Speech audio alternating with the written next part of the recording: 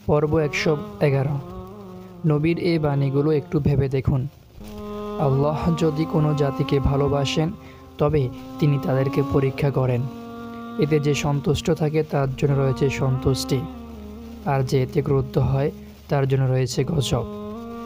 সর্বাপেক্ষা কঠিন পরীক্ষা হচ্ছে নবীদেরকে, এর পরবর্তী স্তরের লোকদের জন্য।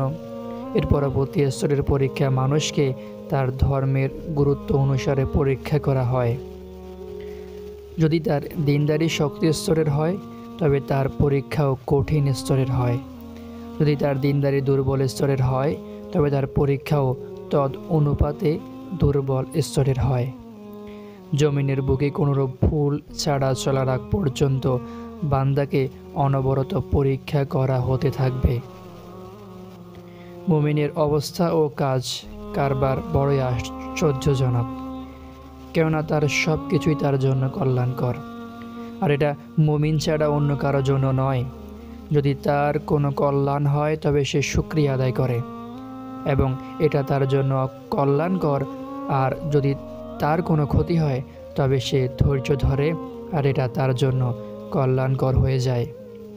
জেনে রাখো, যদি সব মানুষ তোমার উপকার করার জন্য একত্রিত হয় তবে তারা তোমার কোনো উপকারই করতে পারবে না, তবে শুধুমাত্র এতটুকু উপকার করতে পারবে যতটুকু আল্লাহ তোমার জন্য তাকদীরে লিখে রেখেছেন। আর তারা যদি তোমার কোনো ক্ষতি করার জন্য একত্রিত হয় তবে তারা তোমার কোনো ক্ষতিই করতে পারবে না, তবে শুধুমাত্র ততটুকু করতে পারবে যতটুকু আল্লাহ তোমার জন্য তাকদীরে লিখে রেখেছেন। ধার্মিকদেরকে তাদের স্তর অনুপাতে পরীক্ষা করা হয়। মুমিন ব্যক্তি শস্যের কচি ডগার মতো, যা বাতাসের ডানে বামে হেলে দুলে যায়।